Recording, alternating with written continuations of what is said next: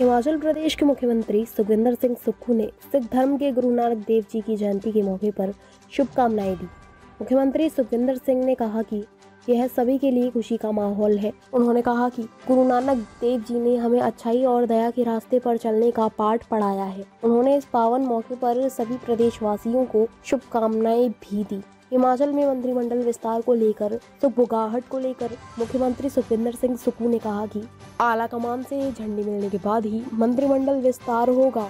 सोमवार को शिमला में मीडिया के साथ बातचीत के दौरान मुख्यमंत्री सुखविंदर सिंह सुक्खू ने यह बात कही। मुख्यमंत्री ने कहा कि हर चीज का समय तय होता है। उन्होंने कहा कि जब भी मंत्रिमंडल विस्तार होगा, सबसे पहले जानकारी मीडिया को ही दी जाएगी। वहीं बीते 36 घंटे से प्रदर्शन कर रहे राष्ट्रीय दृष्टिबाधित संघ को लेकर मुख्यमंत्री सुखविंदर सिंह सुक्खू ने कहा कि प्रदर्शन और हड़ताल करना किसी समस्या का समाधान नहीं है।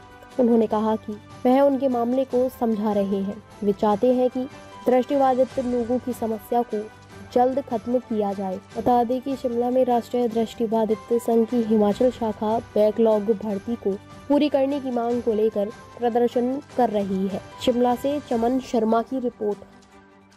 तो क्या इसी दिन आप ये बता पाएंगे कि दूसरी जो खुशखबरी हिमाचल प्रदेश को कब मिलेगी कैबिनेट विस्तार की? देखिए, हर समय हर चीज़ का समय निश्चित है।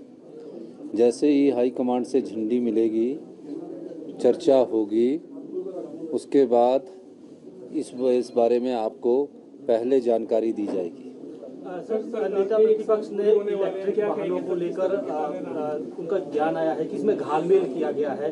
पहले हरित राज्य बनाने की बात की गई है, उसको स्टार्टअप से जोड़ दिया। देखिए, नेता प्रतिपक्ष ने जो कहा है, हरित राज्य हमने बजट में कहा है कि 2026 तक हिमाचल प्रदेश में जो पोल्यूशन है, जो थोड़ा बहुत है, उसको भी हम कम करेंगे और ग्रीन स्टेट के रूप में इसको विकसित करेंगे। उसके लिए क्या योजना लाई जाए, वो हमारे दिमाग में थी। हमारी सरकार ने कहा था कि 680 करोड़ रुपए की प्रत्येक विधानसभा में 10 करोड़ रुपए की स्टार्टअप योजना का शुभारंभ किया जाएगा और हमने ई व्हीकल के द्वारा पहली स्टार्टअप योजना का शुभारंभ कर दिया है।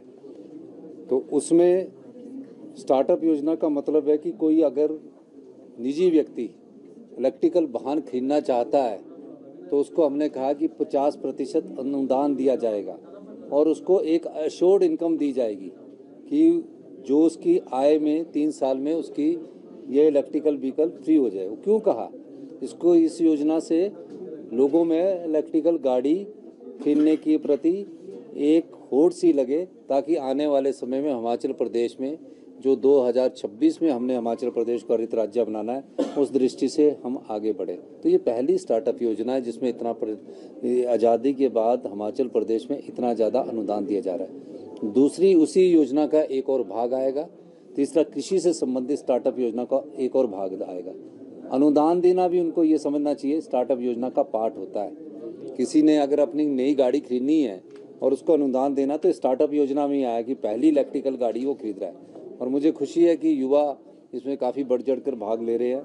अब जैसे ही ये पोर्टल हमारा खुला, तकरीबन 70 के करीब लोगों ने, हिमाचल के युवा के लोगों ने इस पोर्टल पर अप्लाई कर दिया है। सर, चीन में कोविड के बाद एक और वेरिएंट आया है जो बड़ी सेंट्रल गवर्नमेंट, देखिए, आईसीएम राज्यों को लेटर लिखा है व्यवस्थाएं सुनिश्चित करने की। आईसीएमआर है, Indian council of medical research. उनका जो भी चिट्ठी आती है या विश्व में कहीं भी कोई बीमारी नई पनपती है, उस संदर्भ में भारत सरकार से गाइडलाइंस आती रहती है और हमारी सरकार उसको अमल में लाती है। सर, शिमला में यहाँ पर सर करीब 36 दिनों से जो दृष्टिहीन है वो प्रोटेस्ट पर बैठे हुए हैं। सर, वो बैकलॉग की मांग कर रहे हैं कि जल्दी से नहीं, सभी मांगों को अभी हमने आगे अध्ययन करना है और वो दृष्टिहीन भी लोग हमारे भाई ही है। उनकी जो बैकलॉग की बात है मैं उसको भी अंडरस्टैंड कर रहा हूँ और हम तो सब लोगों के पास पहुंचना चाहते हैं। हड़ताल से कोई किसी सरकार पर दबाव नहीं पड़ता। आपने अपनी मांग रख लिया, उस पर अब गौर करने की जरूरत है। सरकार आने वाले समय में सब बातों पर गौर करेगी। धन्यवाद। गुरु नानक देव जी का प्रकाश उत्सव है और इस पर्व दिन पर हम सब लोगों को जो गुरु नानक जी ने रास्ता दिखाया, जो प्रेरणा दी, समाज के सभी वर्गों के कल्याण के लिए सिख धर्म की स्थापना की और जो समाज में गरीब दबे कुचले लोग थे उनको उठाने के लिए उन्होंने जो एक ऐसा रास्ता अपनाया जिसका आज हम सबको अनुकरण करना चाहिए।